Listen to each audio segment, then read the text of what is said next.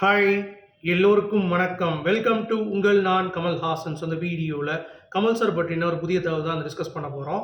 So வீடியோக்குள்ளே போகிறதுக்கு முன்னாடி நம்ம சேனலுக்கு நீங்கள் புதுசாக இருந்தீங்க அப்படின்னா கண்டிப்பாக சப்ஸ்கிரைப் பண்ணிக்கோங்க. வீடியோ மறக்காமல் ஒரு லைக் பண்ணிக்கோங்க. இப்போ நம்ம வீடியோக்குள்ளே கண்டிப்பாக போகலாம். ஸோ இன்றைக்கி நம்ம பார்க்கக்கூடிய முதல் டாபிக் வந்து பார்த்தீங்க அப்படின்னா, விக்ரம் படம் ஜப்பான்ல ரூ. 50,00,000 வந்து கலெக்ஷன் எடுத்திருக்கு அப்படின்றது ஒரு பக்கம் தகவல் வந்தாலும், இன்னொரு பக்கம் ரஜினி ரசிகர்கள் வந்து நாங்கலாம் அந்த காலத்துல கக்கூஸ் போகையில, நாங்கலாம் அந்த காலத்துல இட்லி தங்கியல அப்படின்ற மாரி, முத்து படம் தான்ப்பா பயங்கரம் ஜப்பான்ல அப்படின்ற மாரி ஊட்டிட்டு இருக்காய்ங்க. அது வந்து வடை யாருனாலும் சுடலாம். லைக் வந்து மசால் வடை, உளுந்த வடைன்ட்டு. ஆனா உண்மையிலேயே ஃபேக்ட் அப்படிங்கிறது 54 ஸ்க்ரீன்ஸ்ல ரிலீஸ் ஆகி, விக்ரம் படம் வந்து பார்த்தீங்க அப்படின்னா, ரூ. 50,00,000 கலெக்ட் ஆயிருக்கு அப்படிங்கிறது தான் நிதர்சனம். ஸோ இது ஒரு மிகப்பெரிய ஒரு சாதனை அப்படின்ற மாரி நம்ம கண்டிப்பா பார்த்து தான் ஆக வேண்டும். ஏன்னா, அந்த அளவுக்கு கமல் சாருடைய ஒரு இம்பாக்ட் வந்து ஜப்பான்ல இருந்திருக்கு அப்படிங்கிறது. ஸோ சரித்திரம் படைத்திருக்கிறது விக்ரம் அப்படிங்கிறதுல எந்த ஒரு மாற்று கருத்தும் இல்லை. ஓகே. ஸோ அடுத்து கேடி த டெவில் அப்படின்ற மாரி ஒரு படம். ஹீரோ யாருன்னு பார்த்தீங்கன்னா, துருவ் சர்ஜா அப்படின்னு சொல்லிட்டு. ஸோ அவர் வந்து பார்த்தீங்கன்னா, ஒரு கன்னடா ஆக்டர். அவர் வந்து கமல் சார வாண்டடா வண்டியில ஏறுறேன் அப்படின்ற மாரி வம்பிழுத்துருக்காப்புல. ஸோ என்னன்னு பார்த்தீங்கன்னா, அதாவது கன்னடால இருக்கிறவங்க அந்த லாங்குவேஜ் பத்தி பேசின அந்த கருத்துக்கு யாருமே உடன்படல. அதனால தான் வந்து கமல் சார சப்போர்ட் பண்ணல. ஸோ எங்களுக்கு கன்னடா தான் முக்கியம் அப்படின்ற மாரி தமிழ்நாட்டுல வந்து கெத்தா பேசுறாப்புல. அது வந்து ஒரு மேட்டர் கிடையாது. ஆனா கமல் சார் வந்து மன்னிப்பு கேட்டிருக்கலாமே! அப்படின்ற மாரி ஒரு பாயிண்ட்டையும் போடுறாப்புல. நான் என்ன கேட்கிறேன், கமல் சார் மன்னிப்பு கேட்கலாம் அப்படிங்கிற பாயிண்ட் உனக்கு வந்து தெரியுதுல்ல. அதாவது நீ வந்து தப்பான தமிழ்ல இருந்து கன்னடா வந்ததுங்கிறது தெரிஞ்சும், கன்னடா தான் மூத்த மொழி அப்படின்றதுக்கு நீங்க வந்து சொம்பு தூக்குறீங்கல்ல. தப்பே தெரிஞ்சு சொம்பு தூக்குவீங்க. கமல் சார் கரெக்ட்டா பேசியிருக்காரு. அப்புறம் எதுக்குடா மன்னிப்பு கேட்கணும்? ஏன் கொய்யாங்கோ? அப்படின்ற மாரி நமக்கு அதான் கேட்க தோணுதா? இல்லையா? ஸோ அதானே ஃபேக்ட்டு. அத விட்டுட்டு கமல் சார் வந்து மன்னிப்பு கேட்கல அப்படின்ற மாரி சொல்றது எந்த வகையிலடா நியாயம்? துருவா சர்ஜா அப்படின்ற மாரி தான் இருக்கு. ஸோ கர்நாடகா படம் வந்திருக்கு. கொஞ்சம் பார்த்து செஞ்சு விடுங்க தமிழக மக்களே. போய் பார்ப்பீங்க? அ பார்த்தீங்கன்னா நிஜமாவே கேவலம் நம்மள மாரி கேடு கெட்டவன் எவனும் இருக்க மாட்டான் அப்படிங்கிறது தான். ஏன்னா ஒருத்தன் வந்து கன்னடா படத்த ரிலீஸ் பண்றதுக்கு இங்க வரான். அப்படிங்கிறப்ப, இங்க உட்காந்து பேசுறாங்கிறப்ப, அதாவது இங்க திமிராவே உட்காந்து பேசுறான் பார்த்தீங்களா? அது வந்து கண்டிப்பாக அவன போட்டு முடிச்சு விடணும் அப்படிங்கிறது தான். அடுத்து நம்ம சஞ்சய் தத் அவர்கள் அந்த ஃபங்ஷன்லயே வந்திருந்தாரு. வந்துட்டு கமல் சாரை பற்றி நான் ரெஸ்பெக்ட் ரொம்ப பண்றேன். அவரோட ஒரு படம் நடிக்கணும்னு ஆசைப்படுறேன். ரஜினி கூட நெறைய படம் நடிச்சிருக்கேன். ஆனா கமலஹாசன் அவர்களுடைய தக் லைஃப் வந்து இப்ப பார்க்கணும். கூலியும் நான் வெயிட் பண்ணிட்டு இருக்கேன் அப்படின்ற மாரி சொல்லிட்டு, லோகேஷ் அவர்கள் லியோ படத்துல நடிச்ச அனுபவத்த பத்தி பேசியிருந்தாரு. ரொம்ப வேஸ்ட் பண்ணிட்டாரு என்ன. நெறைய காட்சி தரேன்னு சொல்லிட்டு என்ன வந்து வேஸ்ட் பண்ணிட்டாரு மாரிலாம் பேசியிருந்தாரு. பட் கமல் சார் மேல ஒரு பெரிய அக்கறை அவருக்கு.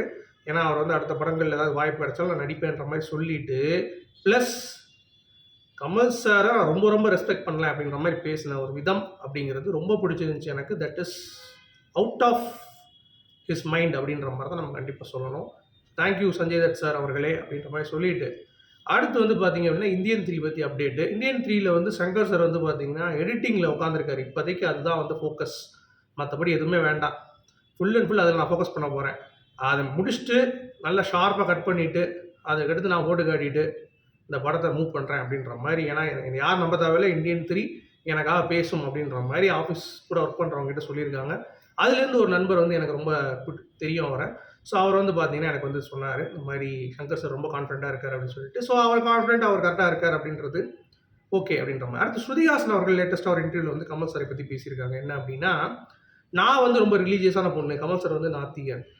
அவர் வந்து கடவுள அவ்வளவா விரும்ப மாட்டாரு. பட் என்ன கும்பிடாதன்னு என்னைக்குமே சொன்னது கிடையாது. அதே மாரி அவர் டாட்டூ அவருக்கு பிடிக்கவே பிடிக்காது. அதுக்காக நீ டாட்டூ போடக்கூடாது அப்படின்ற மாரிலாம் என்னைக்குமே அவர் சொன்னதே கிடையாது. ஸோ அந்த மாரி ஒரு கலைஞன் அவரு. அது மட்டும் இல்ல எனக்கு நல்ல ஒரு ஸ்பேஸ் குடுத்துருக்காரு.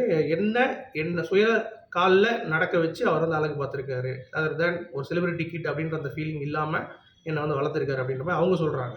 இன்னொரு பக்கம் ரஜினிகாந்த பத்தி பேசியிருக்காங்க. ரொம்ப கூர்மையான ஒரு மனுஷன். ரொம்ப ஷார்ப்பு. ரொம்ப தெளிவான ஒரு ஆள் அப்படின்ற மாரி. ஆனா கரெக்ட் தானே. அவரால நிக்கஞ்சு, எழுச்சு நடக்க முடியல அப்படிங்கிறப்ப டக்குன்னு வந்து பார்த்தீங்கன்னா 4 பேர கூட சேர்த்து வச்சுட்டு, நம்ம படம் அப்படின்ற மாரி உருட்டிடுறார்ல. அதுக்கெல்லாம் ஒரு தனி டேலண்ட் வேணும்ல அப்படின்ற மாரி தான் இருந்துச்சு. So that is good. அடுத்து இந்த பனி அப்படின்னு சொல்லிட்டு ஒரு படம் வந்துச்சுல்ல ஜோஜி ஜார்ஜ் டைரக்ட் பண்ணி. அந்த படத்தில நடித்த ஆக்ட்ரஸ் சீமா அவர்கள் அவங்க என்ன சொல்லியிருக்காங்கன்னா, ஒரு அவார்ட் வாங்கியிருக்காங்க. இல்ல இது 2வது அவார்டுன்றாங்க. என்னம்மா முதல் அவார்டு யாருன்னா, அது கமலஹாசன் அவர்கள் அந்த படத்த பார்த்துட்டு எனக்கு வந்து கூப்பிட்டாரு. கூப்பிட்டு ரொம்ப சூப்பரா பண்ணியிருக்கீங்க. வேற லெவல் நடிச்சிருந்தீங்க அப்படின்னு சொன்னது. எனக்கு அதுதான் அவார்டு. இது 2வது அவார்டு அப்படின்ற மாரி அவங்க வந்து பேசியிருக்காங்க. ஸோ எந்த அளவுக்கு கமல் சாருடைய அந்த வார்த்தை அவங்க ஞாபகம் வச்சிருந்தாங்கன்னா, அவ்வளோ தூரம் வந்து பார்த்தீங்கன்னா, அடிச்சு பேசியிருக்காங்க. இந்த மாரி "கமலஹாசன் தான்டா" அப்படின்ற மாரி. ஸோ அது வந்து செம ஹேப்பியான மொமெண்ட்டா இருந்துச்சு. அடுத்து வந்து தலவன் டைரக்டர் ஜிஸ் ஜாய் அவர்கள் இந்தியன் படம் வந்து பயங்கர வெற்றி அடையும்போது கமல் சார் வந்து பயங்கர ஆர்டிஸ்ட். பெரிய ஒரு செலிபிரிட்டி ஆயிட்டாரு. அப்போ வந்து அவர் மேனேஜருடைய ஃப்ரெண்ட் வந்து முடி திறக்கிற திருத்துற கடையில வந்து திறக்கணும் அப்படின்ற மாரி பார்பர் ஷாப் திறக்கணும்னு சொன்னாங்க. அதுக்கு வந்து கமல் சார் போயிட்டாரு. அது எனக்கு ரொம்ப ஆச்சரியமா இருந்தது. என்னடா இவ்ளோ பெரிய ஒரு ஸ்டேட்டஸ்ல இருக்கக்கூடிய யாரும் வரக்கூட மாட்டாங்க. பட் அவரு ஃப்ரெண்ட் கூட கிடையாது. மேனேஜரோட ஃப்ரெண்ட். அதுக்காக போய் திறந்து வச்சாருங்கிறப்ப, அவர்லாம் வேற லெவல் அப்படின்ற மாரி வந்து பேசியிருக்காரு. ஸோ நல்ல விஷயம் கமல் சார் பண்ணா பேசுறதுக்கு ஆள் கிடையாது. ரூ. 1000 குடுத்தா தான் பேசுறாய்ங்க. என்ன பண்றது? உங்களுடைய கருத்துக்கள் மீண்டும் சந்திப்போம். Good bye.